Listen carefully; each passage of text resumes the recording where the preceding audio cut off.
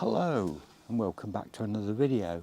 I'm taking this few moments of dry afternoon late sunshine to make a little video this week, because it looks as though here in the UK, wherever you are, there's another deluge on the way. There's another storm with lots of rain all week, and so I've been out. Sorry if I look a bit dishevelled. I've been out pulling some of my annual plants up, getting ready to try and start setting some bulbs. I've got my bulbs here in front of me, and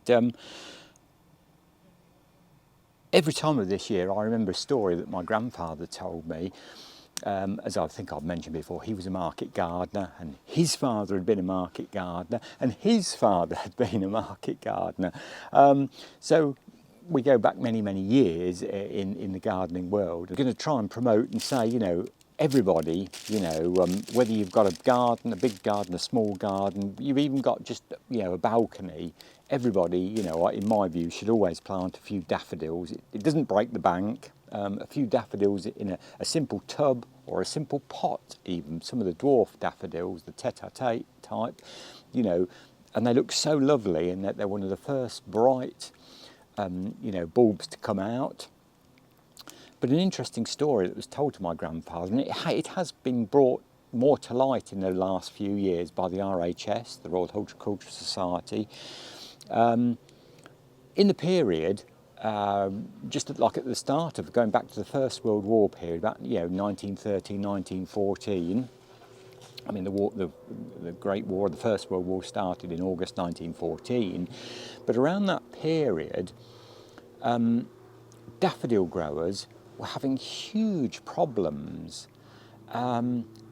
This problem had been noted right from about the 1887s, I believe, around about that it first came to light, but it was really coming to a head, you know, at the start of the First World War, and these commercial growers who were growing bulbs, you know, were just losing whole crops. They were just going rotten of daffodil bulbs.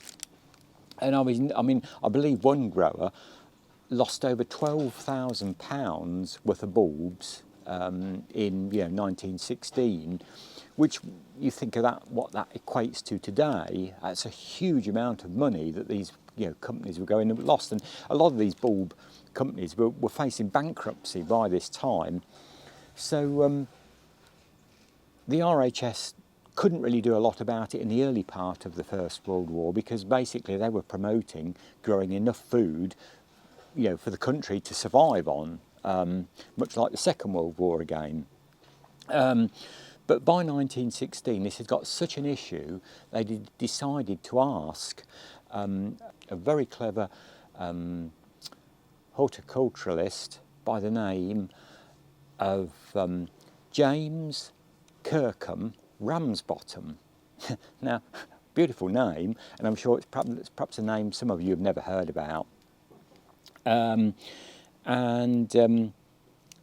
He, as a youngster, hadn't been a well child, and he was, virtually told to get an occupation that would take him outdoors for his health, and so he joined the RHS and done some research into iris disease, before the First World War, and had good success at that. So the RHS got this James Kirkham Ramsbottom to look at this bulb issue, why all the daffodils were dying, basically. And he asked the commercial growers to send him bulbs, and he soon had, armfuls of these rotten daffodils turning up at the RHS headquarters. And he started, first of all, they thought this was a fungal disease, and they looked at all manner of things. He cut bulbs up and put them on slides and looked through a microscope, and he finally, clever, deduced that this disease was caused by a nematode, and I shall put the Latin up in text because I can't pronounce it, but it was a nematode or a stem eelworm, which is a tiny, like worm creature that he can't really even be seen by the naked eye. You have to. That's why, hence, he finally deduced this by looking through these slides that he'd made and, magnified them many times to be able to see this. And the next question, was, okay, he'd found out what he thought the problem was. It wasn't a fungal disease, it was these nematode stem eelworms that were killing the bulbs. The leaf stems would go all disfigured, and obviously then, eventually the bulbs would just rot, and then that would allow fungal diseases into the bulbs, which was making people think that this was a fungal disease, which it wasn't. It was purely these nematodes, or the eelworms, that were, starting this process off, and then the bulbs would rot.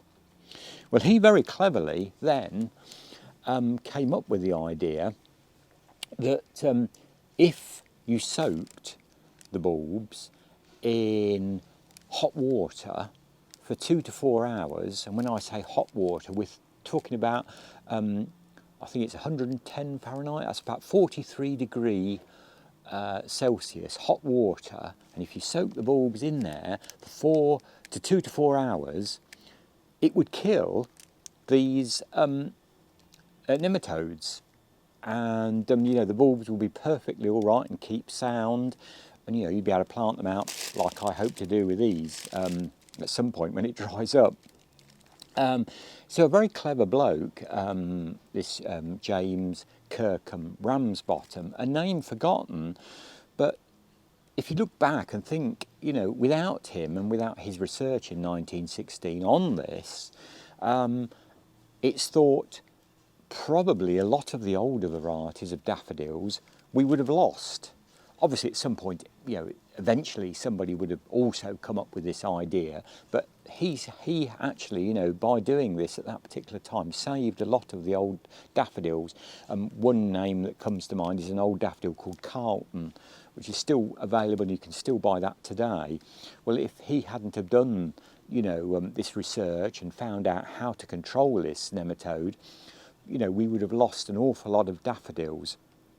So thankfully, I think in 2016, the RHS did sort of, put this story more about to try and get him some recognition of his great works in basically saving the narcissus, because that's what the daffodil family are, really. That he managed to crack this and actually saved, not only the growers' income, because thereafter they were able to control this pest by, this immersing in hot water. He even devised like a copper boiler type thing that they could commercially treat these bulbs in this hot water. With the growers, he designed a system and basically, a great copper cauldron that could be filled with hot water, and I believe one of them might have even been fired by gas, and heated the water up to the exact 43C or 110F, and then you immerse the bulbs in that for the and it kept that temperature for 2 to 4 hours. Didn't harm the bulbs at that temperature. That's the clever part about it. The bulbs were totally unharmed. So a very clever chap with sadly very little recognition for the great works that he did on saving the daffodil bulb. He sadly met a very sad end.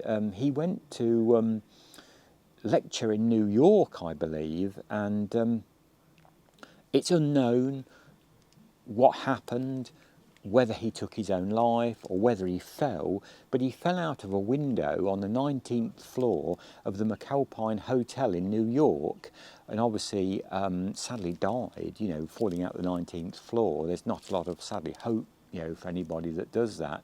And it was never really found out, whether he accidentally fell or whether he took his own life, which is very sad. And so I suppose probably that's why, and that was in 1925.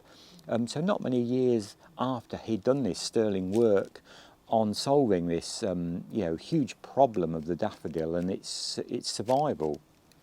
So in that respect, I always think about this when I'm setting daffodils. Such an easy bulb to grow.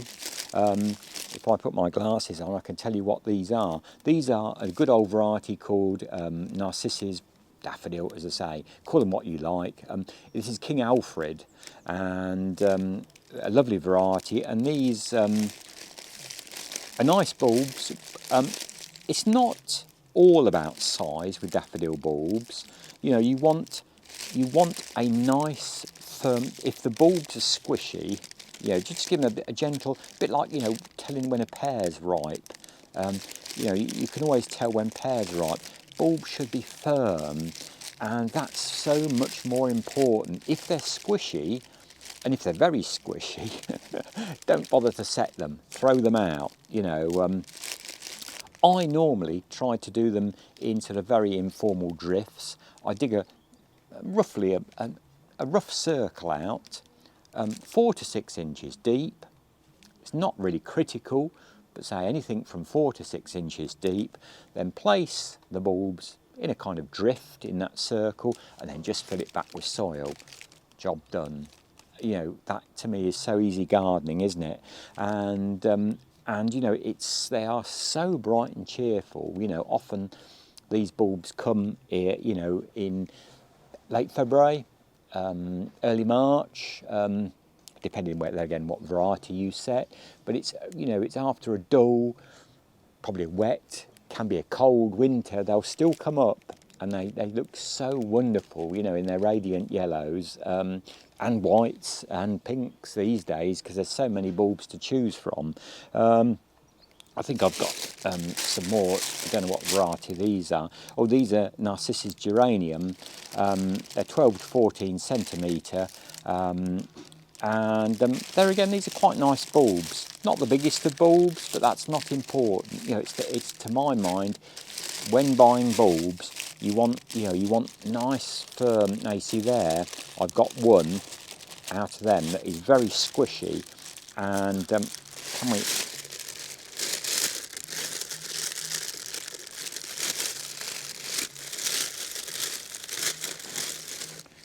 Now you see that, unfortunately, is not going to grow. It's got white, the roots have rotted off, so that will go straight, you know, in the garden waste bin. If you find bulbs like that, just don't set them, certainly not next to any other bulbs. Can you see that? It's really, you know, really rotten and horrible inside. In fact, I'm going to throw it in my bucket to keep it away from the other bulbs. Unfortunately, you do get them. Growers, you know, can't sort through every single bulb. It's the only one I've found in that bag, and so, you know, to lose one bulb is, you know, nothing really. But a wonderful bulb, so bright, so colourful, and we may come back and hopefully we'll get some better weather. It doesn't look as though this week it's going to be bulb setting weather, because it looks as though it's going to rain every day. But I will come back and show you what I'm planting and where I'm planting it and how I plant it. But as I say, a rule of thumb is, you know, daffodils 4 to 6 inches deep, tulips 6 to 8 inches deep, but it's still full early to plant tulips in my mind. I have even planted, I wouldn't recommend it, but I've even planted tulips in January, it's in years where it's been very wet, or I've forgotten some bulbs, and they still flower, you know, maybe a week or two later, but they still will flower. So never panic about, you know, if you bought some bulbs and it's too wet to get out there, don't worry. They will catch up, you know, and it doesn't matter. You've got between now and Christmas, and, you know, certainly, you know, I'd rather sort of have some decent weather to try and do it, and go out in pouring wet weather and try and set bulbs. So anyway, that's my little take on the daffodil and the man that saved the daffodil. As I say, he doesn't get enough credit in my view, and a very clever guy, you know, for researching that, and basically, you know, saving the daffodil growers and producers, and also, you know, forming a way to deal with the pest as well, which I think was very clever. So as always, thanks for watching, and thanks to the new subscribers. It's lovely to have you along. And as always, I've rambled on far too long. I should be cutting this video left, right and centre as always. So until next time, my best wishes and good gardening wherever you are in the world, and keep safe and dry, and I'll catch up with you very soon. Until then, my best wishes and bye for now.